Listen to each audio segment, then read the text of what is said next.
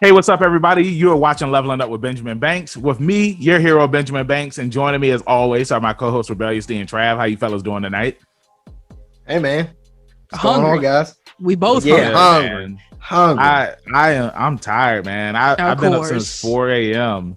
I had to take somebody to the airport this morning. And oh yeah, did he tell you about the Trav? Did you hear already? It's crazy. It's crazy because I came home after work and I went to sleep, and I didn't set my alarm. I meant to set my alarm for this review for the night, and luckily I had woke up. I want to say it was like at 7:25, and I was just like, "Hey, are you guys good for 8?" And y'all were both like, "Yeah."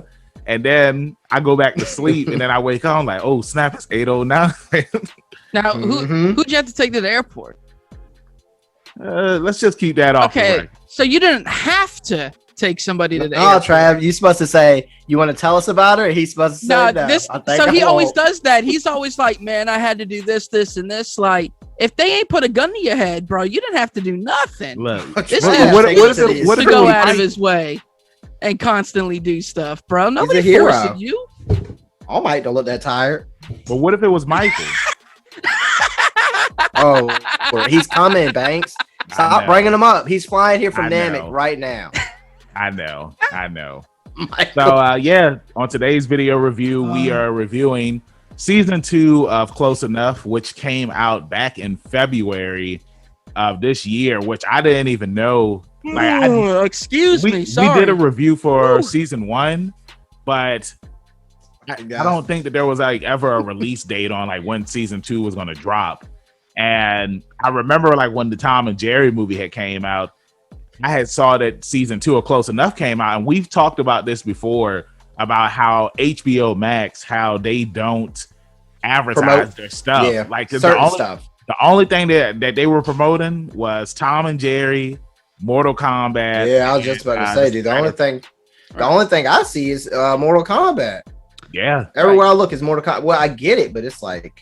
Well, before that, all they were talking about was Tom and Jerry Snyder Cut. So exactly. That's from what I read. Close Enough, the first season didn't do well. Well, I know that this has got, as of right now, on Rotten Tomatoes, got 100%.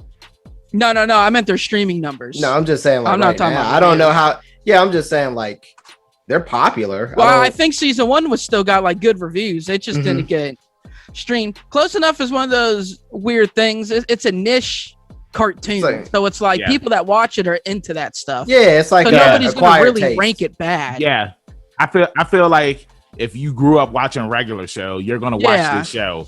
But at the same time, it's just like Close Enough has had this bad history. But before we get into all of this, make sure that you like the video, you hit the subscribe button, and you tap that bell button so that way you're always notified whenever we have new content here on Leveling Up with Benjamin Banks. So again, for people who may not know, Close Enough season 1 was supposed to come out, I want to say back in 2015, 2016. And all of there was a situation with Louis C.K. I believe like his name was attached to season 1. And after all of that stuff had came out about him over the, what did he do? What did he do, Trav? He pulled his penis out in front of women and jerked off in front of them. Yeah. Oh shit! Yeah, like this sexual. Who does this? Sexual misconduct. There we go. Can you imagine doing this? Yeah, it's crazy. Oh, so it was supposed to come out in 2017. It was announced in 2017, so it was supposed to come out in 2018. But I mean, it just feels like it was so long ago because I remember after regular show had wrapped up, I had seen trailers for this show on TBS and it looked promising. It looked like an adult version of regular show. Yeah. And, you know, with the situation that happened with Louis C.K., everything pretty much got shut down. And then once HBO Max came out, Close Enough season 1 came on HBO Max last year. I'm sorry, not last. Yeah, it was last year. I'm sorry. And when it came out, it felt dated. It felt like it was something that should have came out when it originally came out. So luckily season 2 comes out and it's more up to date. I really enjoy season 2. I enjoy season 2 more than season 1. D, how did you feel about season 2 overall? I really liked it. I'm gonna be honest. When I got down to episode 7 and 8, it kind of lost me. It just didn't feel. It felt like it lost its steam, like a fire burning out. I couldn't, dude. I was watching it. It was just like, eh.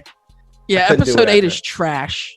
Yeah, it was just. I wouldn't say it's garbage. I wouldn't say it's trash, but like, I'll say like compared to the season finale for season 1. Season 1's finale was a lot better, where they had the animal and it wasn't even.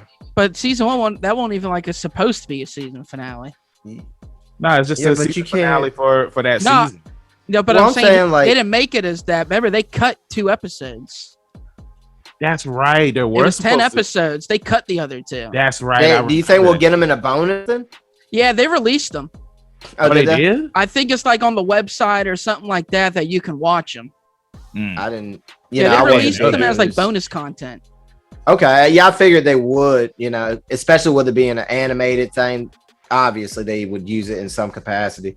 But I'm just saying, with my man Jim Crunch on the very first part of the first episode, I can agree with that. You can't open up that strong and close that weak, bro. The first episode's by far the best episode, dude. They lost Jim Crunch after episode 1. I mean, it had some moments. Episode 1 was so strong.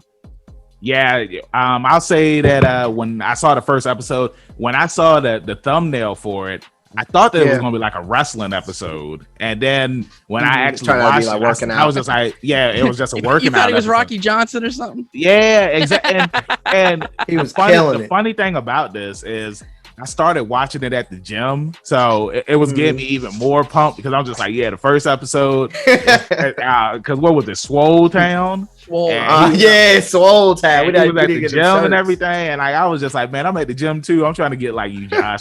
But it's just like, man, it's called Josh. Hey, look, Trav, we need to let our boy Josh Gold. Yeah, you was there with Josh Gold at Swole Town getting shredded. Swole Town, I was weak, bro. That first episode was. What is it that they had to reach? The goat level or with a sheep or whatever it was? Sheep was the highest level, and I forgot what they called it though. Yeah, he like all I know is he turned to King Kong. They did. Oh yeah, dude, when he turned to King Kong, I was weak. Top of the tower. But yeah, I thought that was cool too because like, can we play? It's because this show is on HBO Max, and then we're supposed to be getting Godzilla versus King Kong on HBO Max. So I was just like, okay, like that's kind of a cool little nod. But at the same time, like regular show, they do this all the time when it comes to the references and stuff that you would get. Like one of my favorite episodes after the first episode was Joint Break. And that was when it was like a parody of Point Break. And when I saw it at first, I was just like, is this where they're going with this? And then they did go like but instead of a bunch of surfers, it was a bunch of old women. And I thought that was funny. You had that episode, you had the Scarface and Goodfellas episode where their daughter Sauceface.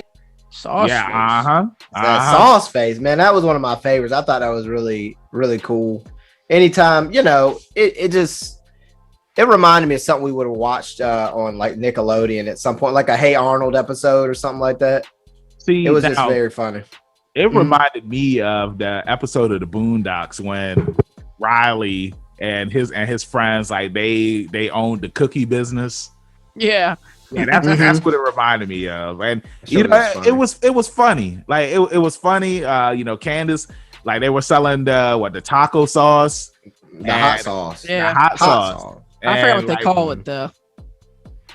And it was illegal. There was a ban on the hot sauce. I thought that was because cool. like all the kids were raging because like the food was bland. They exiled like a bunch of different ingredients and stuff. It's funny, man.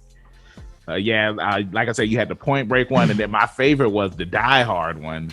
And it's cool. It's like I feel like we're at an age now where it's like when we see this stuff, just like, man, I remember that. But I feel like if a kid was to watch it, it would go right over their head. Like, they wouldn't even know what it is. Well, it would have to be kind of like, anyways.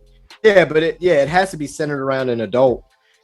Because of all the references, kids wouldn't get most of any of that stuff. I hope to God nobody's letting their kids watch this. Yeah, I was about to say that too. Like, do you think that? I mean, because like while it is a cartoon, you'd be surprised, guys. Some people, some Some parents are immature. All right, yeah, and then Trav, I mean, like I know you say that you hope that nobody's letting their kids watch it, but like we were watching The Simpsons growing up. Like The Simpsons isn't this bad. The Simpsons was more tame. I was watching South Park, sure, but on the sneak though.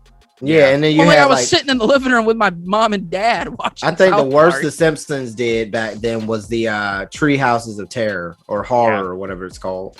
That was probably the worst they did. Yeah, no, Simpsons never had references to sex and like hardcore. Not hardcore. Yeah, Homer taking his shirt off every once in a while. Yeah, but no, this stuff is like they getting down. Yeah, like they're legitimate. They're cartoons having sex in this show. Yeah, and we see that, man, when Bridget, when she's having sex with the ghost.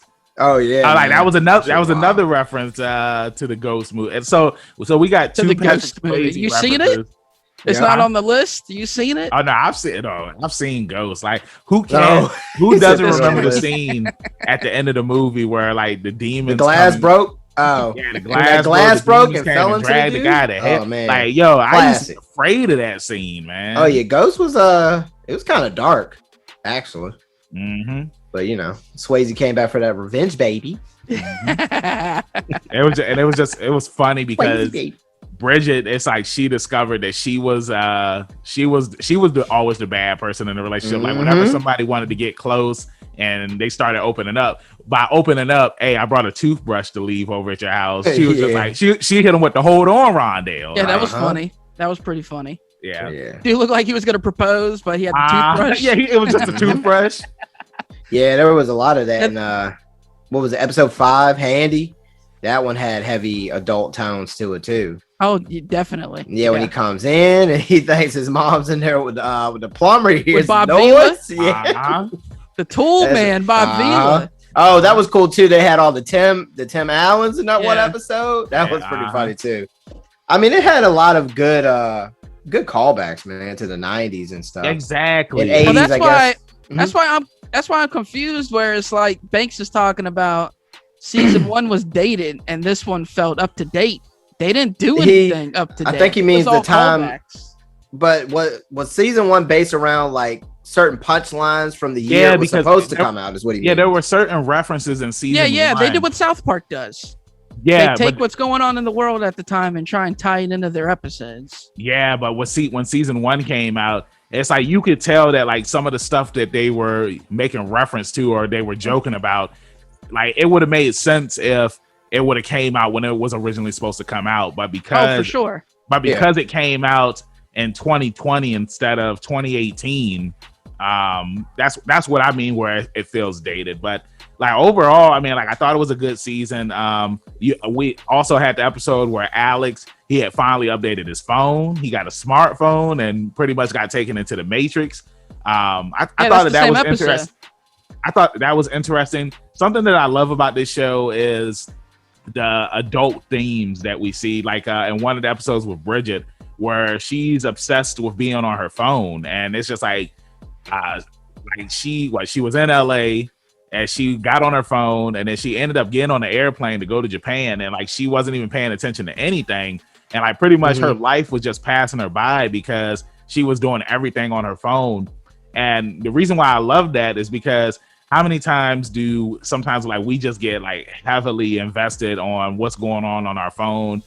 Sometimes it's like we miss out on stuff because we want to take pictures of every single thing. I don't take pictures of nothing. Trav can tell y'all nothing. Trav can tell y'all. It's just like whenever I go out, it's just like I take a picture of the food, where I'm at, the location, like all that stuff. And I like how it's just like with Bridget, she like I can't remember the older lady's name, their neighbor. Is it Pearl? Yeah, that's the landlord. Yeah, the landlord. Pearl, because Pearl, she used to have an obsession with riding roller coasters, which I was just it's just like I was like, I've never heard anybody with an obsession of riding roller coasters, but you got that pass? I said she had the pass. And she was riding missing roller out on coasters life every day. I can't tell if these frozen or this man looking serious. I'm not sure. Yeah, I'm just trying to find some of my favorite. Like, there were a lot of episodes. Like the World's Greatest Teacher was probably one of my favorite little I guess snippets. Yeah, that was definitely one of the. I like that one because she was in there trying to take my man's job, and then they ended up doing a duet. Yeah, bro, that was funny. What the hell? They just started singing. Yeah, I thought that was. It had good moments. Now, when I say that it was a good season to me, I don't mean it was like flawless. This isn't Superman and Lois. All right, let's get that straight. Yeah. It had really good accents in certain episodes, and there was some that missed me, you know? Yeah. Like, some of them were clearly better than others. So. Yeah, I agree with you on that. By far, though, they opened up hard with that. Yeah, they opened up hard. Jim Crunch. Yeah, Jim. I was like, this. Yeah. So, I don't know. Overall, I thought it was a really good season. I'm glad we got a chance to do it while it was fresh. Do you guys think they're going to do anything else with it? Let me ask y'all that question. Yeah, I would assume that there's going to be a season 3. Yeah. It's just to go back to what Trav was saying earlier about how, it starts off good, but then it's like when it gets to the final episode, it's just a bad episode. I mean, I was like, it was cool. It was cool, but I mean, like the other episodes that came before that, I think the Secret Horse thing. I think that was one of the weakest. It was garbage. Yeah, I thought I honestly felt like that was one of the weakest skits in this whole season. Yeah, I mean, they should have put that somewhere else, not the last. That's what it ended on. Yeah, that's what it ended on. Yeah. I couldn't even get into that. I was just watching and just like. And one of the things about when it comes to these episodes being available for streaming. And with it not being on TV, that the Die Hard episode would have came on like around like the holidays or something, like probably November. Yeah, that was definitely a good Christmas special type of episode. That's the problem with these shows. Again, going back to these streaming services uploading it all at one go. Yeah, it ruins the opportunity to have seasonal episodes. Yeah, and promotion and stuff like that. Like you're not going to get a Halloween. Who the hell wants to watch a Halloween episode in April and May? Yeah, exactly. Yeah, that's a good point. Nobody, bro. Yeah, it ruins it. Yep. Yeah, I mean that's actually a really good point, Trav, from a marketing standpoint alone. Like you're missing out on opportunity, because people will tune in. Like there's plenty of people all over the place who love Die Hard. If you put it near Christmas, they'll sit down and watch it. Yeah. You'll get the ratings probably, but they're not doing that, like you said. I feel like if they were to just do like those holiday special episodes where they release these episodes when the holidays come around, because Netflix does that.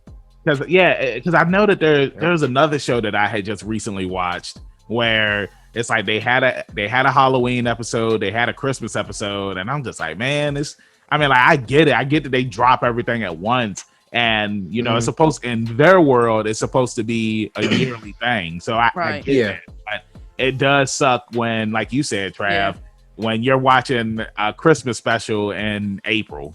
It's not going to sit feel. Well. No, it's not. Nah. And how could it? That's why, like, Netflix separates it. So, like, Big Mouth had a Valentine's Day special, and they dropped it Valentine weekend. Like it didn't drop with the rest of the season. And they did that for the Big Show. They had a Christmas special. Check that out. Yeah, they had a Christmas special that they didn't drop with the regular season. They dropped it for Christmas. So like Netflix will do that. See, but I'm with you, Banks. They should just pull them from the season and then release them as a one-off. Yeah, it brings more hype. That's the thing with going with the streaming service versus in that lump sum, drop release versus a traditional sitcom. You're not gonna get what they get. Yeah, even with the Big Show, like dropping its holiday episodes, like all the sitcoms we grew up with, bro, had their, obviously they had their specials. Because remember, like they would take that break, so that way that when they came back from like that small break, that the holiday special or the holiday episode would be on around the time of the holidays. Like I've never been a fan of holiday movies as well, like coming out in November. Like say for example, if it's a Christmas movie, right? And I would prefer for it to come out in December, but you'll get like the Harold and Kumar Christmas movie. I believe it came out like early November. and it wasn't in theaters by the time December came around, but it was a Christmas movie, you know. It's just certain movies, it's kind of hit or miss. Same thing like Hocus Pocus, for example. It came out in the summertime. Classic, right? Classic example. Summertime. It's a Halloween movie. Terrible. Like, come on, Disney. And then keeping on the topic of holiday things, Pink Christmas from Neo Yokio. Even though the anime wasn't that good, it's like you said, Trav, that song though. Netflix waited until December to drop it. You know, Netflix know what they doing. These other guys, I don't understand it. It's like take notes and do what they doing. That's why I like what Disney Plus is doing with the weekly Friday drops. It's got a traditional feel. And then, I mean, it keeps the hype there, you know, like Mandalorian, you know, I mean, all of it. It is a great example. I mean, is Close Enough written by DC by any chance? Oh, God. No. Nah, but I mean, like, they affiliated with them. I mean, Warner Brothers has no connection to... I was just messing because of how they plan shit out, you know? Yes. Well, I'm checking right now to see if there's been talked about season 3. Right. Why you doing that? Stops? It's been renewed. Go ahead, Trav. It's been renewed for season 3. It's been renewed for season 3. Okay, let me talk about certain things I like. I'm not gonna lie to you. I liked less than half the episodes. To be quite honest. I mean, that's fine. But I'm telling you, World's Greatest Teacher was so good. And having Keith David as the coffee mug. Yep. Gold. The way he was talking to him. Dude, it was gold. Right. When he went to go take a sip. Out. He went to go take a sip and he spilled and he was like, "You don't deserve a sip of coffee." That's what I'm saying. So they had certain good decisions that were made. Yeah. But honestly, I thought overall the season was pretty bland to me. Your boy waiting on Solar Opposites to drop tomorrow on Hulu. That's what your boy's waiting on. Yeah. See, Hulu let me know season 2 coming out on this day. HBO. All right. Yeah. But Hulu, I mean, like that's what we talked about, man. It's just like HBO. They just do a horrible job when it comes to advertising. Like Static Shock is up there. Like we grew up watching Static Shock. Now, let me tell you something. When Batman the Animated Series was announced that it was coming up there, I saw advertisement for that. But when Static Shock was coming up there, I didn't know Static Shock was going to be up there. Yeah, they also added Superman, which I didn't know. I got it on my list now, but I didn't know. Yeah, I saw it. I saw that. Yeah, it's just that's why you gotta check out the Just Added. I check out that Just Added once a week. Yeah, but why? I mean, something that was like a cult classic or something, or that had a decent following. They would at least make an effort. Yeah. It's HBO. They got the money. What's their excuse? Yeah, it's just it just seems like it's only sucks. Yeah, it just seems like get them out of there. It depends on what they want to do. Like because what's the one like Adventure Time? When all the Adventure Time stuff was coming back, like they advertised for it. You know, it's just they pick and choose like what they want to market. Like Wonder Woman 84, for example, like they push that everywhere. Justice League, the Snyder Cut, they pushed it everywhere. Tom and Jerry, Mortal Kombat is their next big one. Godzilla, King Kong, that's another big one. It's like they push what they want to push, but then certain things they just stay unpushed, I guess. Well, they're not going to dump the same budget into marketing and the Close Enough as they do Godzilla. Yeah, I mean that's true too, but I mean, bro, you got to think about it like this. Like these are shows that were on Cartoon Network. Well, not Close Enough, but like Regular Show, for example. Like Regular Show, Steven Universe. I'm trying to think of some of their other popular shows where it's like, remember they were on Cartoon Network for so long, but you didn't know if they were over or not. Remember that? Chowder. It's like Chowder's one. Unless it's Teen Titans Go, because it's like they promote that all the time because that's their bread. That's their bread and butter, though. That's their bread and butter right now. They got no choice. But it's just like when Steven Universe was still on Cartoon Network, it's just like fans just used to wonder. It's just like, well, when are they gonna wrap it up? Because they would go so long without showing new episodes, and then when there finally was going to be a new episode, unless you watched it at the time that episode aired, you weren't going to see it again because they did the same thing with Regular Show. In the shuffle. Yeah. It's like when Regular Show came to the season finale. If you didn't watch that episode then and there, you weren't going to see it again. Like it wasn't going to be on Cartoon Network at a later time, like Teen Titans Go. It wasn't going to be on Boomerang. They wanted you to purchase their Cartoon Network app, so that way you could watch that stuff. Now, what's pretty interesting about that is Nickelodeon did the same thing for Legend of Korra back in the day. They showed the first 2 seasons on Nickelodeon, and then after that, they pulled season 3 and season 4, and you had to watch it on Nickelodeon's streaming website at the time if you wanted to watch it, because Nickelodeon didn't have faith in the show. So sometimes I just feel like Cartoon Network, they don't have faith in their shows and whatnot, but I could see Close Enough being a show. Like originally it was supposed to be on TBS. I could see it being on TBS and more people being able to watch it instead of having HBO Max and watching it. But that's a valid point too, because you have to, you got to see where they're streaming, where you're making it available to watch. Everybody doesn't have HBO Max. Exactly. But CBS is kind of a popular. No. I'm sorry. No, I didn't say CBS. I said TBS. TBS. Yeah, TBS. Excuse me. But that is TBS is pretty popular as far as like, run of the mill channel. It has like sitcoms on and off of it. People. I mean, we watched it growing up. I still watch it all the time. Yeah, that's what I'm saying. Exactly. Like it's a reliable channel. I think we can agree on that. So. Yeah, exactly. And like TBS is like they have American Dad, which is a show that they picked up from Fox and they revived it. They also air there's this show called Final Space. I don't know if you guys have watched that, but that's I know what it is. I've seen it. That's a really good one. It's kind of like Trav. If I could compare it to anything, it's kind of like Guardians of the Galaxy meets Star Trek in a way, I guess. Yeah, I watched a couple of episodes. It's all right. Like they have some notable voices up there, but yeah, I mean, all in all, Close Enough season 2 is out. Thank you for watching this video review. Let us know in the comments what you thought about season 2. Did you like it? Did you hate it? Are you excited for season 3? I'm excited for season 3. I can't wait to see where they're going to go from next. Hopefully they announce when season 3 is going to be coming out, and I don't just find out randomly like I did with season 2, because I remember Trav, like when I said, yeah, man, I just found out season 2, Trav was just like, yeah, I know it's out. Like, how did you know? Because I follow them on Instagram. And that'll do it. Yeah, that'll do it. A lot of times, if you don't follow these shows on social, you ain't. Especially if they're on HBO, you got to, apparently. Yeah. They ain't gonna market it to you. You gotta go market it yourself. Yeah, that's pretty much. Crazy, man. But Trav, your final rating for season 2?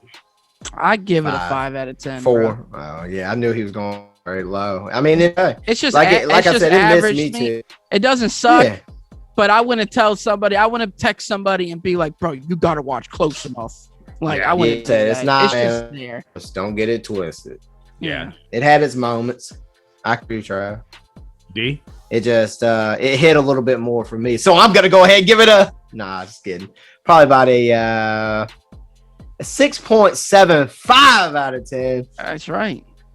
Thanks. Yeah, I was gonna give it a 7 out of 10, just because of the parody episodes alone. Yeah, the parody episodes, they carry it. I just don't understand why they shifted gears and got away from. Like, to me, they hit with the Swayze stuff.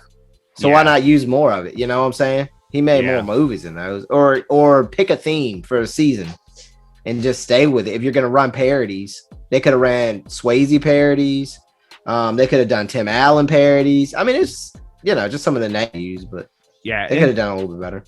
I'll say one last thing too, and then we can wrap this thing up. But one of the things that I love about Close Enough is how like the references, they reference a lot of 90s movies and whatnot. And it's fun. It's cool because when regular show was on, they reference a lot of like 80s movies and whatnot. So I think it's cool that on this show, it's like they know who their target audience is. Their target audience are, your people that are in their late 20s, their early 30s. And but yeah, I mean, I'd still recommend it to, a teen or something like that, because it's funny. It has its funny moments, like the social media stuff and all that other jazz. But thank you again for watching this review. D, let them know where they can find you at in social media land. That's going to be rebellious_D23 at Instagram.com. That's right. Again, on the Instagrams at ZK Audio and Benjamin Banks. Where can they find you? You can find me, your hero, Benjamin Banks, at KingBenji_Banks on Twitter and Instagram, and you can look me up on Facebook. I should be the first person to pop up. If not, then I need to contact Mr. Zuckerberg. Thank you again for watching this video, and we'll see you on our next video review, which will be for Falcon and the Winter Soldier that comes out tomorrow. And then I also have the Promised Neverland video coming out tonight. So make sure that you check those out, and we'll see you next time. Like I always say, keep that pinky up. Peace.